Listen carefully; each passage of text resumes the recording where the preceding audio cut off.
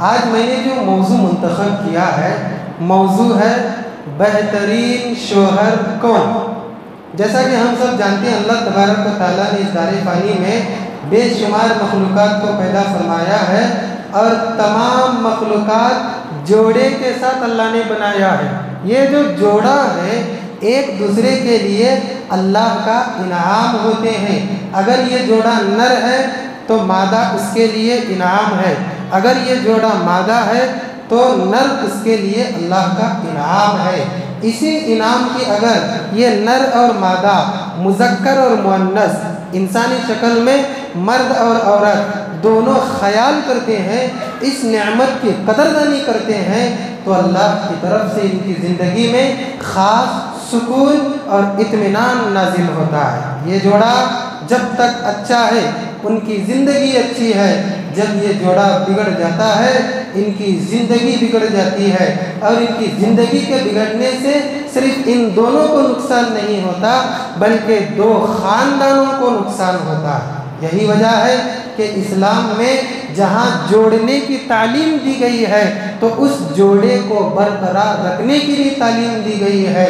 आप लोगों ने सुना इस जोड़े में एक शख्स है बेहतरीन बीवी, और उसकी क्या खुसूसियात होती हैं कि एक बेहतरीन बीवी कैसी होनी चाहिए, बहुत अच्छे तरीके से हमने सुना।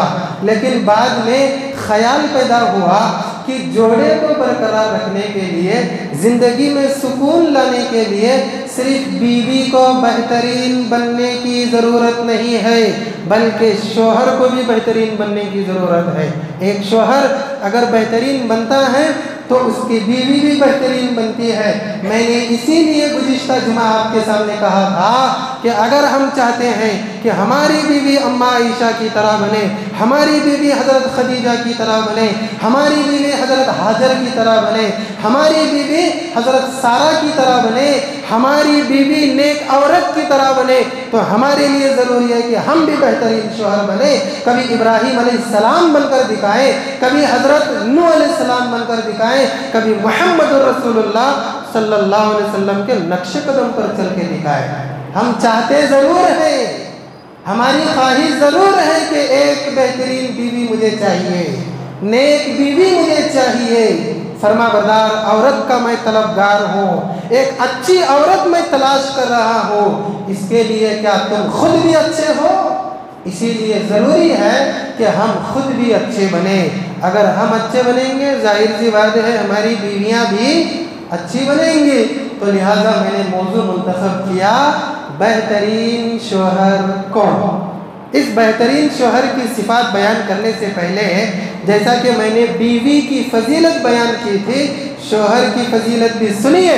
ये शोहर इतना बड़ा फजीलत वाला है कि एक वाक़या मैं आपके सामने मुख्तसर बयान करूं। दुआ करें अल्लाह तबारक व तआला से कि अल्लाह मुझे वक्त के अंदर या थोड़ा फ़र्क के साथ पूरी बात मुकम्मल करने की तौफीक अता फरमाए, वरना कहीं ऐसा ना हो कि दीन की बात लंबी हो जाए, वक्त के लंबाई की वजह से आप उगता जाए।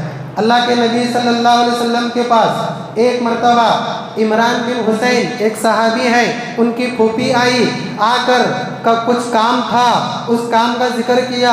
जब काम मुकम्मल हो गया तो अल्लाह के नबी ने इमरान बिन हुसैन की फूफी से पूछा, बताओ तुम तुम्हारे शोहर के लिए किस हद तक फरमाबरदारी करती हो, किस हद तक उसकी खिदमत करती हो? तो इमरान बिन हुसैन की फूफी कहती है कि अल्लाह के रसूल, जितनी मेरी ताकत है पूरी ताकत लगा देती हूँ मेरे शोहर की खिदमत के लिए, पूरी कुव्वत लगा देती हूँ मेरे शोहर को खुश करने के लिए। हाँ, अगर मैं थक जाती हूँ ना तो फिर अलग बात है, जाहिर सी बात है, इसमें कोई गलत बात भी नहीं है। अल्लाह के रसूल सल्लल्लाहु अलैहि वसल्लम ने फरमाया, ऐ औरत सुनो, थकने की तुम बात कर रही हो, लेकिन एक बात याद रखो, फ़इन्नहु जन्नतुकी व नारुकी, वही तुम्हारी जन्नत है, वही तुम्हारी जहन्नम है। अगर तुम उसकी सही माने में खिदमत करोगी तो तुम जन्नत में जाओगे। अगर उसकी खिदमत में, उसकी फरमाबरदारी में, उसकी इताअत में, उसको खुश करने में, उसको राज़ी करने में अगर तुमने कोताही से काम लिया या तुमने सुस्ती से काम लिया तो तुम अल्लाह की बेहतरीन नेमतों वाली जन्नत से महरूम हो जाओगे। अल्लाह अकबर। ये शोहर की फजीलत है, ये शोहर का मकाम है। इतना ऊंचा मकाम रखता है शोहर बीवी की निगाह में। होना कैसा चाहिए फिर उसे? मकाम बड़ा है तो सिफत भी बड़ी होना क्या नहीं होना? जब इसका मकाम बड़ा है तो इसकी आदत भी बड़ी होना। इसका मकाम अच्छा है तो इसकी आदत भी अच्छी होनी चाहिए। अल्लाह के नबी सल्लल्लाहु अलैहि वसल्लम ने बेहतरीन शोहर की बहुत सी निशानियां बयान की हैं।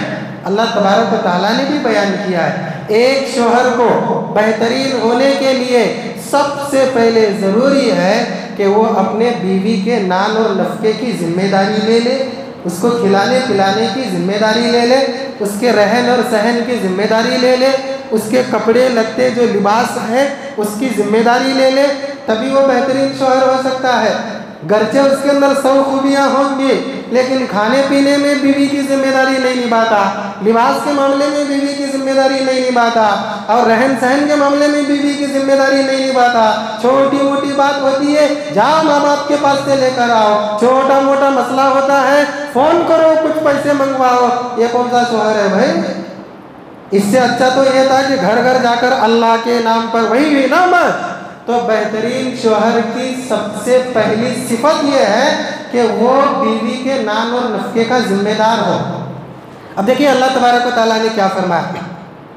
अल्लाह फरमाता है अर्रिजालु क़व्वामूना अलन निसा बिमा फ़ज़्ज़लल्लाहु बअज़हुम अला बअज़िन व बिमा अनफ़क़ू मिन अमवालिहिम। अल्लाह ने फरमाया मर्द औरतों के ज़िम्मेदार हैं, हाकिम हैं, उनसे बड़े हैं। ये अल्लाह ने उनको फ़ज़ल अता किया है, ये मकाम अल्लाह ने उनको अता किया है।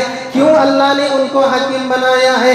हुकूमत करने के लिए नहीं, व बिमा अनफ़क़ू मिन अमवालिहिम, ये हुकूमत सिर्फ उनको खर्चा करने के लिए है।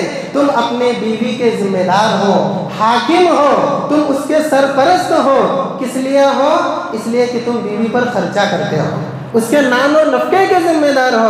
और नान और नफ़क़ा 3 किस्म का होता है। एक तो अच्छा खिलाना पिलाना, ठीक है। दूसरा अच्छे लिबास का इंतज़ाम करना, ठीक है। तीसरा ये कि उसके अच्छे रहन सहन का इंतज़ाम करना अपनी ताकत के मुताबिक। इन तीनों कामों में कोताही नहीं करना चाहिए। अल्लाह ने कहा तुम हाकिम हो, पता ये चला तुम बेहतरीन बन सकते हो, अपनी इस हुकूमत को अच्छे से निभा सकते हो। करना क्या होगा? नान और नफ़क़े की जिम्मेदारी, लिबास की जिम्मेदारी, उनके रहन सहन की अपनी ताकत के मुताबिक जिम्मेदारी निभाना होगा। अब आइए, कितने हैं इस शक्ल में बेहतरीन शोहर? बहुत लोग होंगे। अगर मैं कहूँगा भाई आप लोग हाथ उठाइए कि जो जो इस तरीके का काम कर रहे हैं, खिला रहे पिला रहे, लिबास का इंतज़ाम, घर का इंतज़ाम, पूरे लोग हाथ उठाएंगे क्योंकि सब लोग कर रहे हैं ना। लेकिन नहीं, खिलाने पिलाने, पहनाने ओढ़ने और रखने के साथ साथ बेहतरीन शोहर अगर बनना है तो दूसरा काम करना है। क्यों? दूसरे काम में अक्सर लोग फेल हो जाते हैं। और वो दूसरा काम क्या है? हुस्ने मुआशिरत। क्यों ऐसा? इसलिए कि अक्सर शोहरों को देखा गया है, मैं कमा के खिला रहा हूँ, मैं कमा के पिला रहा हूँ, मैं कमा के पहना रहा हूँ, मेरे घर में तुम रह रही हो, नौकरानी की तरह रहना, तुम छोटे की तरह रहना, तुम्हारी कोई हैसियत नहीं है। क्या तुम आते वक्त अपने माँ बाप के घर से लाए? क्या तुम कोई कमाई कर रही हो? क्या तुम्हारी कोई जॉब है? एक गरीब औरत अगर उसका कुछ भी काम नहीं है तो कमाई वाले शोहर के मातहत इतना बिदक बिदक कर रहती है जैसा बिल्ली के बगल में चूहा रहता है। अल्लाह। तो ज़रूरी है, खिलाने पिलाने वाला बेहतरीन शोहर है, लेकिन उस वक्त तक मुकम्मल बेहतरीन नहीं होगा जब तक कि वह खिलाने पिलाने के साथ साथ उसके साथ अच्छा मुआमिला नहीं करता, हुस्न मुआमिला नहीं करता, अच्छा सलूक नहीं करता, अच्छा उसके साथ बर्ताव नहीं करता।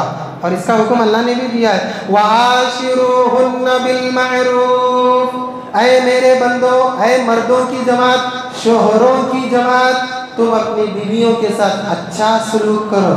बेहतरीन बर्ताव करो, तुम ऐसे बर्ताव करो प्यार से जैसा तुम अपनी माँ के साथ करते हो, ऐसे प्यार से बर्ताव करो जैसा तुम अपने बहन के साथ करते हो, खाला के साथ करते हो, बेटी के साथ करते हो। वो तमाम भी औरतें हैं, तो ये भी क्या है, औरत है। और अल्लाह के नबी सल्लल्लाहु अलैहि वसल्लम ने क्या फरमाया, देखिए, खैरुकुम खैरुकुम लि अहलिही व अना खैरुकुम लि अहलिही। तुम में बेहतर वही इंसान है जो अपनी बीवी के लिए बेहतर है, और मैं अपनी बीवी के लिए, घर वालों के लिए तुम में सबसे ज़्यादा बेहतर हूँ। अल्लाह अकबर। पता क्या चला, बाहर शौहर मर्द हजरात बहुत अच्छा बनने की कोशिश करते हैं, बहुत बेहतर, ओ क्या अच्छा आदमी है यार, क्या बेहतरीन आदमी है। भाई इन्हें बेहतरीन है क्या नहीं है, इसकी औरत से जाकर पूछो, जाकर तफ्तीश करो, तहकीक करो। तुम्हारा आदमी तो बाहर फरिश्ता बन के फिर रहा है, तुम्हारे साथ कैसा है उसका ताल्लुक, सुलूक कैसा है उसका तुम्हारे साथ, पूछो। अगर वो औरत कहे वाकई में बाहर भी फरिश्ता अंदर भी फरिश्ता, तो अल्लाह के नबी ने फरमाया तुम हकीकत में बेहतर हो। बाहर बेहतर, अंदर अबतर बदतर, तुम बेहतर हो ही नहीं सकते। तुम अगर बेहतर बनना चाहते हो तो पहले बीवी के लिए बेहतर बनो। अल्लाह अकबर, क्या बात है। यह है हुस्ने मुआशिरत, यानी उनके साथ अच्छा सलूक करना, तभी एक शौहर बेहतरीन बन सकता है। अल्लाह तबारक व तआला ने तो फरमाया कुरान मजीद में, अल्लाह के नबी ने देखिए एक और हदीस में फरमाया, आप सल्लल्लाहु अलैहि वसल्लम फरमाते हैं, अला वस्तौसु बिन निसाई खैरा, खबरदार सुनो, अपनी औरतों के साथ अच्छा सलूक करो। एक और हदीस, टाइम बहुत फास्ट जा रहा है, मैं भी इंशाल्लाह रफ्तार से जाऊंगा। आप सल्लल्लाहु अलैहि वसल्लम ने फरमाया, अकमलुल मोमिनीन ईमानन अहसनुहुम खुलुका व खियारुकुम खियारुकुम लिनिसाइहिम, रवाहु तिर्मिज़ी। तुम में उस वक्त तक कोई इंसान कामिल मोमिन नहीं हो सकता जब तक के उसके अखलाक अच्छे नहीं होते, और तुम में से किसी शख्स के अखलाक उस वक्त तक अच्छे नहीं होते जब तक कि वो अपनी बीवी के लिए अच्छा नहीं होता। अल्लाह अकबर। बहुत बताते हैं अखलाक हम बाहर, वो माशाअल्लाह अखलाक बताते हैं, अखलाक से ईमान मुकम्मल होता है, और अखलाक कहाँ मुकम्मल हो रहे हैं, बीवी के साथ हुस्ने सलूक करने से मुकम्मल हो रहे हैं। सुभान अल्लाह। तो मैं यह बात कहने से जरा भी नहीं झिझकूंगा कि वही मर्द अखलाक वाला है, उसी मर्द और उसी शौहर का ईमान मुकम्मल है जो अपनी बीवी के लिए अच्छा है, जो अपनी बीवी के लिए नरम है, जो अपनी बीवी के साथ अच्छा बर्ताव करता है, हुस्ने मुआशरत का बर्ताव करता है, अच्छा सलूक करता है। वरना उसके अखलाक अच्छे नहीं और उसका ईमान भी मुकम्मल नहीं है। आप लोग सोच रहे होंगे ईमान भी मुकम्मल नहीं बोल रहे, अल्लाह के रसूल सल्लल्लाहु अलैहि वसल्लम की हदीस सुनिए जरा। आप सल्लल्लाहु अलैहि वसल्लम ने फरमाया, जब तक आदमी निकाह नहीं करता उसका ईमान आधा रहता है, जब निकाह कर लेता है तो उसका ईमान मुकम्मल होता है। अब जोड़िए दोनों हदीसों को, ईमान मुकम्मल हो रहा है निकाह करने के बाद, और निकाह करने के बाद बीवी से अच्छा बर्ताव करने से ईमान मुकम्मल हो जाता है। आप लोग सोच रहे होंगे बीवी के साथ इतना अच्छा बर्ताव क्यों करना चाहिए, बहुत गहरी बात बताने जा रहा हूँ, सुनिए जरा। एक इंसान अपनी बीवी के साथ उसी वक्त अच्छा सलूक कर सकता है, एक शौहर अपनी बीवी के साथ उसी वक्त अच्छा बर्ताव कर सकता है जबकि वो बीवी की हकीकत को समझे, उसकी हैसियत को समझे, उसकी कैटेगरी को समझे, उसके एहसास को समझे, उसके सिनफ़े नज़ाकत को समझे, उसकी खिलकत को समझे। अल्लाह ने जिस हैसियत से उसे पैदा किया है उसकी पैदाइश के तरीके को समझे। एक मर्द अगर औरत की हैसियत, उसकी हकीकत को पहचानेगा तभी वो मर्द अपनी बीवी के साथ अच्छा सलूक करेगा। और औरत की हैसियत क्या है, सुनिए, क्या बताओ मैं औरत की हैसियत के बारे में, उसकी हकीकत के बारे में। फ़लसफ़े में औरत की अलग ही हकीकत है, किसी और फन में औरत की अलग ही हकीकत है। अल्लाह तबारक व तआला ने फरमाया, औरत मेरी निशानियों में से एक निशानी है, और अल्लाह के नबी ने इस निशानी की वजाहत फरमाई। एक मरतबा अल्लाह के रसूल सल्लल्लाहु अलैहि वसल्लम सफ़र पर थे, और आप सल्लल्लाहु अलैहि वसल्लम के साथ कुछ अज़वाज मुतहरात भी थी सफ़र में, और ऊँटनियों पर सवार थी। एक सहाबी जिनका नाम था अंजशा रज़ियल्लाहु ताला अन्हु, वो इन ऊँटनियों को हाँक रहे थे, ज़रा रफ्तार से हाँक रहे थे। अल्लाह के नबी सल्लल्लाहु अलैहि वसल्लम ने फरमाया, अय अंजशा तुम बर्बाद हो जाओ, अय अंजशा तुम्हारा भला हो, ज़रा ऊँटनियों को आहिस्ता हाँको, इसलिए कि ऊँटनियों पर जो सवार है वो शीशे के बर्तन है। सुभान अल्लाह। किसके बर्तन है? शीशे के बर्तन अगर रफ्तार से हकोगे, तेज हो जाएंगे रफ्तार, तो शीशे के बर्तन टूट जाएंगे। अल्लाह के नबी सल्लल्लाहु अलैहि वसल्लम ने औरतों को शीशे से तस्बीह दी है, यानी औरत बहुत नाजुक होती है, बहुत नरम होती है, बहुत ही नज़ाकत वाली होती है। लिहाजा एक अच्छा मर्द वही है जो इस नज़ाकत, इस नरमी, इस कमजोरी को पहचानते हुए उसके साथ अच्छा सलूक कर सकता है। पता क्या चला? औरत क्या है? शीशा है। आप बताइए चप्पल को कैसा बेदर्दी से पहनते हैं हम। अगर वही हमारे घर में कोई ऐनक है तो कहाँ रखते हैं उसको? ऊपर रखते हैं ना जरा। क्यों? बच्चे फोड़ देंगे। औरत शीशा है, नरम और नाजुक है। अल्लाह मुझे भी तौफीक अता फरमाए, आपको भी तौफीक अता फरमाए कि हम अपनी औरतों के साथ शीशा समझकर, नाजुक समझकर, कमजोर समझकर, अल्लाह की निशानी समझकर, अल्लाह की नेमत और उसका इनाम समझकर हम सबको अल्लाह तबारक व तआला अपनी बीवियों के साथ अच्छा सुलूक करने की तौफीक अता फरमाए। लेकिन सवाल पैदा होता है कि ये अच्छा सुलूक है क्या? अच्छा सुलूक का मतलब क्या है? खिला तो रहा हूँ मैं, पिला भी रहा हूँ, अच्छे कपड़े भी पहना रहा हूँ, सब कुछ कर रहा हूँ, फिर और क्या है उसने सुलूक? सुनिए, उसने सुलूक में सबसे पहली बात नरमी। उसके साथ हमेशा औरत के साथ नरमी का बर्ताव करना चाहिए। अक्सर मर्द हजरात देखे जाते इतने सख्त होते हैं ना कि बीवी बात करने भी डरती है ऐसे मर्दों के साथ, इतने सख्त। हज़रत अनस रज़ी अल्लाह तआला अन्हु कहते हैं, मैंने अल्लाह के रसूल सल्लल्लाहु अलैहि वसल्लम से ज़्यादा लोगों में किसी भी इंसान को अपने घर वालों के बारे में नरम नहीं देखा है। आप सल्लल्लाहु अलैहि वसल्लम अपने घर वालों के लिए हद से ज़्यादा नरम थे, हद से ज़्यादा मेहरबान थे। क्यों? बेहतरीन शौहर थे ना। नरम मर्द ही बेहतरीन शौहर बन सकता है। नरम मर्द और मेहरबान शौहर ही बेहतरीन शौहर बन सकता है। अगर शौहर के अंदर नरमी ना हो, वो अपने आप को बेहतरीन नहीं बना सकता। और हुस्ने माशरत, अच्छा सुलूक का दूसरा मतलब है कि मर्द या शौहर अपने तमाम ऐश व इशरत में बीवी को भी बराबर का शरीक समझे। अगर वो चाहता है कि मेरी ये ख्वाहिश है तो वो ये समझे मेरी बीवी की भी ख्वाहिश है ना।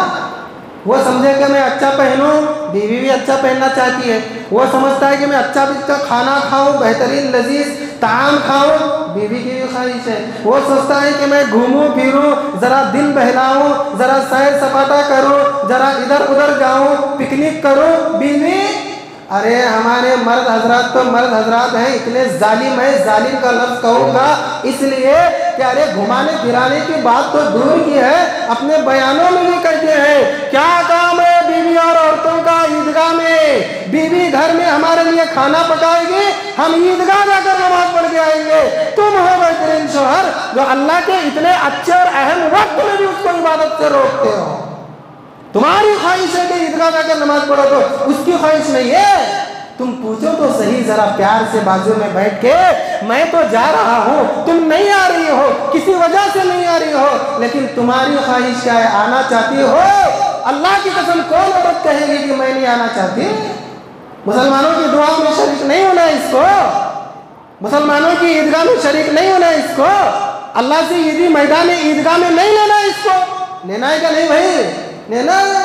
तो ऐशो इशरत में तमाम खुशियों में बीवी को भी अपना शरीक बनाए, उसको भाड़े का बैल ना बनाए, जैसा कि मुसलमानों में अक्सर देखा जाता है। तजुर्बे की रोशनी में बता रहा हूँ। मतलब यह है कि बेहतरीन शौहर बनने के लिए ज़रूरी है कि वो अपने तमाम ऐशो इशरत में बीवी को भी बराबर का शरीक समझे। तीसरा, उसने माशरत का मतलब है बीवी के साथ मारपीट ना करे। अल्लाह, ये बात जब आती है तो रोज़ाना 10-12 शिकायतें तो आती ही है।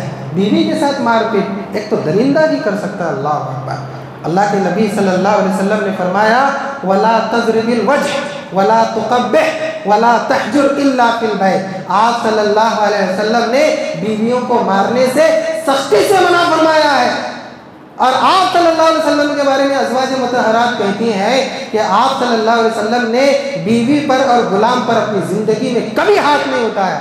एक मरतबा एक बीवी से कुछ लफ्ज़िश हो गई तो आप सल्लल्लाहु अलैहि वसल्लम ने उनको सज़ा दी, बीवी को मारा नहीं भी। देखिए ज़रा मार रहे अभी।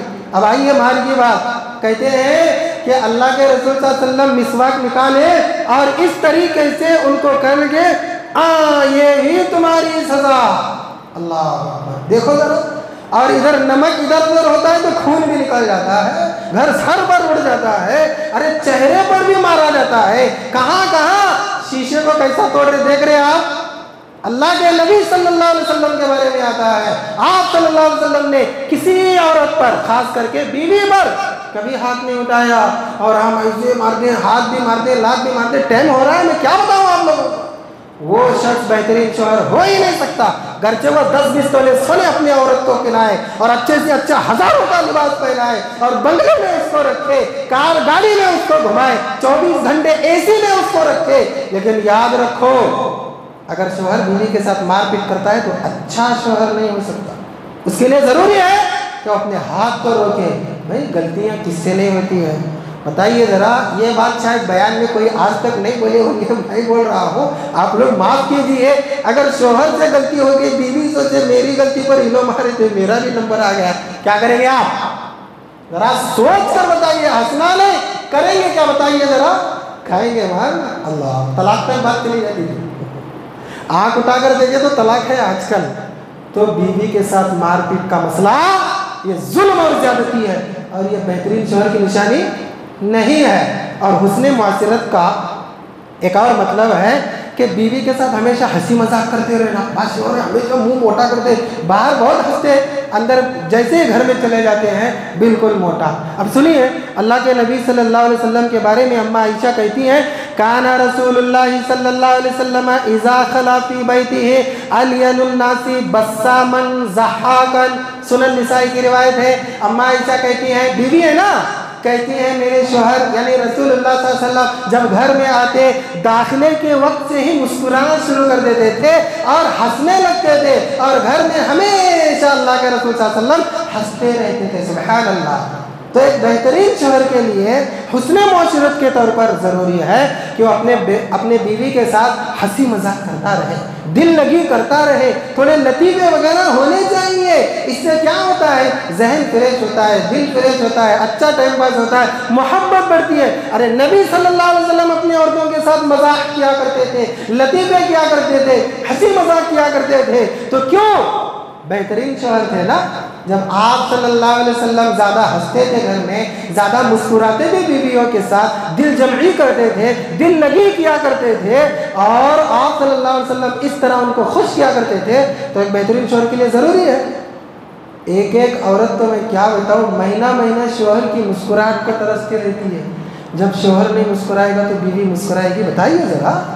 शौहर नहीं मुस्कुराए तो बीवी मुस्कुराती है, तो शौहर मुस्कुराए तभी तो बीवी मुस्कुराएगी। वो अगर कुछ दिल लगी करेगा तो ये भी दिल लगी करेगी। अल्हम्दुलिल्लाह। तो हुस्ने मुआशरत का एक मतलब है कि शौहर हमेशा अपनी बीवी के साथ हुस्ने मुआशरत के तौर पर हंसी मजाक करे, दिल जमई करे, दिल लगी करने की कोशिश करें। और हुस्ने मुआशरत का एक और मतलब है, बड़े ही इख्तिसार के अंदाज में मैं आपके सामने पेश कर रहा हूँ कि वक्त ज़्यादा ना हो जाए और अच्छे अंदाज में हमारे जहन में बात पैवस्त हो जाए। हुस्ने मुआशरत के तौर पर बेहतरीन शौहर के लिए ज़रूरी है कि वो हमेशा अपनी बीवी की छोटी मोटी कोताहियों को नज़रअंदाज कर दे, आँख बंद कर दे। हाँ होती है गलती, कोई बात नहीं। अगर नज़रअंदाज करता है ना तो बीवी के दिल में शौहर की मोहब्बत बढ़ जाती है। एक गलती बीवी से होती है तो वो शौहर के रिएक्शन से डरती है, और जब देखती है कि शौहर कुछ भी नहीं कर रहा तो वो डर ही नहीं ख़त्म होता, मोहब्बत बढ़ जाती है, और मोहब्बत ही नहीं बढ़ती है, आइंदा गलती से एहतियात भी होता है। और याद रखिए, शौहर से ज़्यादा डर के गलतियों से बचने वाली औरत से ही ज़्यादा गलतियाँ होती हैं। एक बच्चा अगर टीचर से डरा हुआ है तो स्कूल के अंदर से कमरे में आने तक, क्लास में आने तक 10 मरतबा गिरेगा। वो क्यों? चलने में ख्याल नहीं है उसका, हैबत है उस्ताद की। तो अगर शौहर उससे हर गलती का मुहासबा करना चाहेगा तो बेचारी जीते जी मरने की दुआ करेगी। तो हमेशा उसकी गलतियों पर पर्दा डाले और उसकी गलतियों को नज़रअंदाज करने की कोशिश करें। हम लोग सोचते हैं नहीं जी कैसा नज़रअंदाज करना, मुझे नापसंद है ना वो गलती, मैं उससे नफरत करता हूँ ना, वह गलती मेरे लिए कराहत वाली है, इसीलिए मैं उसकी सरजनिश करता हूँ। अल्लाह फरमाता है मेरे बंदो सुनो, जो चीज़ तुम्हें नापसंद लग रही है हो सकता है उसी में मैंने भलाई रखा हो। अल्लाह अकबर। कुरान की आयत है। सुनिए, अल्लाह तबारक व तआला फरमाता है व असा अन तकरहु शैअन व हुवा खैरुल लकुम, करीब है कि जो चीज़ तुम नापसंद कर रहे हो अल्लाह ने उसी लिए तुम्हारे लिए भलाई रखा हो। और भलाई क्या है, मैंने पहले ही बता दिया। गलती को नज़रअंदाज करके देखिए, बीवी के दिल में शोहर की मोहब्बत बढ़ जाएगी और आइंदा बीवी गलती करने से बहुत ज़्यादा एहतियात करेगी। तो बेहतरीन शोहर के लिए ज़रूरी क्या है, उसने माशरत के तौर पर नज़रअंदाज करते हैं। अल्लाह के नबी सल्लल्लाहु अलैहि वसल्लम ने कितना कुछ नज़रअंदाज किया अपनी बीवियों की गलतियों को। अल्लाह, क्या बताओ यार। एक मरतबा तो ऐसा हुआ, अल्लाह के नबी सल्लल्लाहु अलैहि वसल्लम कभी हमेशा भूखे प्यासे रहने वाले और कभी भूख लगी तो खाने वाले, और भूख लगी तो फ़ौरन खाना हाजिर होना या नहीं, हमारी तरह 6-6 टाइम खाने वाले थोड़े थे हमारे पैगंबर सल्लल्लाहु अलैहि वसल्लम। और ऐसे पैगंबर के लिए आपकी ज़ौजे मोहतरमा अगर खाना बना रही है, एक तो मेरे शौहर कम खाते और एक तो मेरे शौहर के खाने के औकात भी कम है, चलो जल्दी जल्दी बना के तैयार करना सोचती कि नहीं औरत? अम्मा आयशा सिद्दीक़ा कहती है कि मैं आटा गूंदती थी, गूंद कर उसको पकाने के लिए, रोटियां पकाने की गरज से रखती थी, फिर पड़ोस की औरतों के पास जाके बैठ के बात शुरू कर दी, इधर का काम ही मैं भूल गई। मेरे ज़हन से ही निकल जाता था कि मैंने आटा गूंद के रखा है, मुझे रोटियां बनाना है, नबी आएंगे खाएंगे। नबी आते भी थे, बैठते भी थे, देखते थे कहाँ है आयशा, बाजू के घर में है, क्यों नहीं हो? अरे मैं कोई बात नहीं, होता है। अल्लाह इतना कौन बर्दाश्त करता है, बोलिए जरा। अल्लाह 5 मिनट लेट नहीं होना, बिजी हो गए ना हम बहुत ज़्यादा। तो एक बेहतरीन शोहर के लिए ज़रूरी है कि वो नज़रअंदाज करके देखे। हम नहीं करते ना, ये सारी सिफात हमारे अंदर नहीं आती है, और इन सिफात में से किसी ना किसी सिफत की गलती की वजह से जब बात जोड़े के तोड़ की आती है, तलाक की आती है, वावेला मचा देते हैं हम। और 4 महीने में ऐसा हो गया, फला हो गया, खुला की बात चल रही, तलाक की बात चल रही। कभी सोचे कि गलती कहाँ हुई है? नहीं सोचे। ये नहीं सोचते कि गलती कहाँ हुई है। जब तलाक की बात आती है ना, कोर्ट तक बात जाएगी, सामने वाले की गलतियाँ नोट करना शुरू हो जाते हैं। हाँ, केस लगना है ना, अभी उनकी गलतियाँ बताना, चलो फिर यहाँ सुलह होती, उन्हें उनके घर में उनके घर। तो गलतियों को नज़रअंदाज करने वाला शोहर बड़ा दिल वाला होता है। एक और हुस्ने माशरत के तौर पर बेहतरीन शोहर होने के लिए ज़रूरी है कि बीवी अगर अच्छा काम करे तो खूब उसकी तारीफ़ की जाए। और जाहिर सी बात है, झूठी तारीफ़ नहीं है, हकीकत में तारीफ़ करना है। बीवी के सामने उसकी तारीफ़ करें। अल्लाह के नबी सल्लल्लाहु अलैहि वसल्लम अच्छा खाना बनता तो खूब तारीफ़ करते, नहीं बनता तो फ़ौरन प्लेट हटा के खामोशी इख्तियार करते। यानी अच्छे काम की तारीफ़ और गलती और कोताही पर सरजनिश नहीं। यही तो बेहतरीन शौहर होता है ना, यही तो बेहतरीन शौहर होता है। अल्लाह के नबी सल्लल्लाहु अलैहि वसल्लम की सुन्नत है कि एक बीवी की अच्छे काम पर तारीफ़ करने वाला शौहर बेहतरीन शौहर होता है। सिर्फ बीवी की तारीफ़ नहीं, बल्कि बीवी के घर वालों की भी तारीफ़ करना चाहिए। ससुर की तारीफ़, सास की तारीफ़, साले की तारीफ़, साली की तारीफ़ करना चाहिए। हम और आप ऐसा नहीं करते हैं। मैं भी शादीशुदा हूँ, आप लोगों में से अक्सर भी है जो नहीं है। अल्लाह ज़रूर उनको जल्द अज जल्द अच्छा जोड़ा नसीब करे। दुनिया के पीछे पड़कर 30-30 साल के हो रहे हैं, मुझे मालूम है, तजुर्बा है। बीवी की गलती होती है, लेकिन गिनाया पूरा ख़ानदान जाता है। तुम्हारा पूरा ख़ानदान होता है। अरे ख़ानदान को क्यों बोले, पूरी दुनिया ऐसा है बोल रहा हो ना, बात कितना हो जाती है, सब लोग आ जाते हैं उसमें। पता क्या चला कि अगर एक बेहतरीन शौहर बेहतरीन बनना चाहता है, बीवी की भी तारीफ़ करे, उसके घर वालों की भी तारीफ़ करे। और याद रखिए, मैं तो अभी देखिए ज़रा आप लोगों के मुकाबले में छोटा ही हूँ, कुछ लोगों के मुकाबले में बीवी अपने घर वालों की तारीफ़ जितना मज़े लेकर सुनती है ना, क्या बताओ, करके देखिए ना, जाके करके देखिए, कितना अच्छा लगेगा आपको, और हुस्ने माशरत का कितना अच्छा तर्ज नज़र आएगा और मोहब्बत बढ़ेगी। इतना ही नहीं, बेहतरीन शौहर बनने के लिए ज़रूरी है कि बीवी के घर के कामों में हाथ मिटाए। और हमारी सोसाइटी में इसे बीवी का गुलाम बोलते हैं। बोलने दो, ठीक है, कोई बात नहीं, अल्लाह ने बीवी का मकाम इतना रखा है तो गुलामी करूँगा मैं। वो मेरी गुलामी करती है तो मैं उसकी करने में क्या आ रहा है? जो नहीं कर रहा हूँ वो भुगतेगा। तो अल्लाह के नबी सल्लल्लाहु अलैहि वसल्लम खुद करते हैं। अम्मा आयशा कहती है सवाल के जवाब में कि जब नबी सल्लल्लाहु अलैहि वसल्लम घर में आते, देखे कुर्ता फटा हुआ है, खुद अपना कुर्ता सीते थे, खुद अपने जूते में तस्मा डालते थे, जूते में कुछ है तो उसे सीते थे, छोटे मोटे काम खुद नबी सल्लल्लाहु अलैहि वसल्लम करते थे। और यहाँ पर टोपी, पेन, मोबाइल, छोटी छोटी चीज कहाँ रखे थे, बराबर नहीं रखने याद आ गया। अरे तुम्हारी चीजें तुम रखना चाहिए ना। कभी बीवी ने तुमसे कहा उस जिंदगी में तजुर्बे के रोशनी में शादीशुदा बताइए, अरे मेरे शौहर नामदार मेरी फला चीज नहीं दिख रही है, कहाँ रखी मैं, पूछते नहीं पूछते। क्यों ऐसा? वो अपनी जिम्मेदारी निभा रही है, इतना भी नहीं निभा सकते हम और आप। तो पता क्या चला, बेहतरीन शौहर के लिए जरूरी है घर के काम काज में भी साथ देंगे इंशाअल्लाह। अरे देंगे क्या, नहीं देना चाहिए, नबी की ये भी सुन्नत है, वरना हम बेहतरीन नहीं बन सकते। एक और काम बेहतरीन बनने के लिए उसने मुआशरत के तौर पर यह है कि बीवी के लिए वक्त देना। अल्लाह अकबर। मैं क्या बताऊँ, इसके मामले में वाक़ियात बहुत है मेरे सामने, लेकिन मैंने एक 2-3 दिन पहले छोटा क्लिप सुना। एक बीवी अपने शोहर को कुछ बोलना चाहती है, फ़ौरन शोहर झिड़क कर कहता है, नहीं नहीं ऑफिस जाने का टाइम हो गया है, कुछ लाना है तो बोलो, बात करने टाइम नहीं है। बीवी बोलती है, मेरे नामदार शोहर कुछ नहीं, ऑफिस से आते आते मेरे लिए थोड़ा वक्त लेके आना। अल्लाह के नबी का मिशन कितना बड़ा, इमामुल अंबिया, पूरी कायनात के इमाम है, पूरी दुनिया के नबी हैं, कितना बड़ा मिशन है उनका। और बीवियों के लिए कितना वक्त लगाते हैं मालूम है आपको?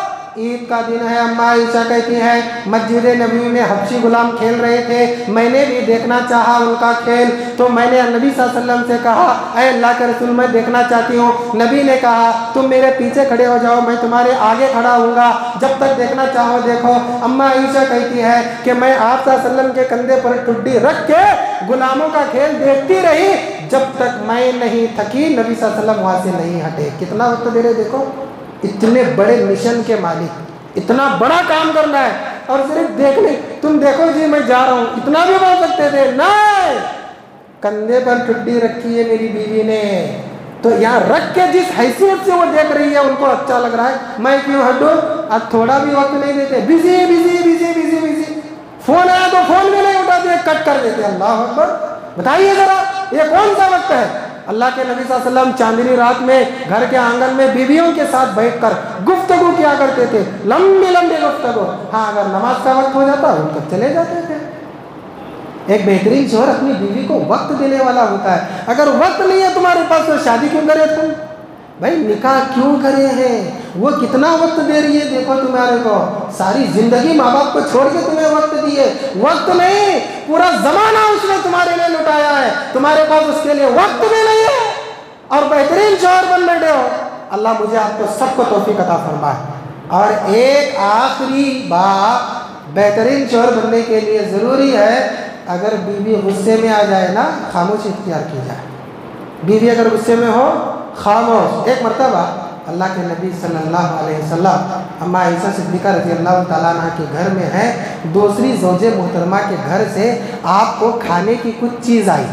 अल्लाह के नबी सल्लल्लाहु अलैहि वसल्लम देखे, गुलाम लाया और अल्लाह के नबी को देने लगा और ये कहने लगा कि फ़लाँ बीवी की तरफ से। आप सल्लल्लाहु अलैहि वसल्लम उसे लेने ही वाले थे, अम्मा आयशा को गुस्सा आ गया। और ये शौकन की बात है ना, अल्लाह ने फितरत में रखा है, इस पर कोई सरजनिश नहीं है, वो तो हमारी माँ है, उम्मुल मोमिनीन है, हम उनकी शान में एक बाल बराबर कुछ गुस्ताखी करने को, अपने आप को इर्तिदाद के गुनाह में मुलव्वस होना समझते हैं। इतनी प्यारी माँ है हमारी, लेकिन शौकन की बात है, अल्लाह ने भी सरजनिश नहीं की है, तो इस मसले को वाज़ेह अंदाज में बोलने में हमें भी कोई हरज की बात नहीं है। वरना जो माँ की मोहब्बत है उम्मुल मोमिनीन की शक्ल में, वो हमारे दिल में कूट कूट कर भरी हुई है।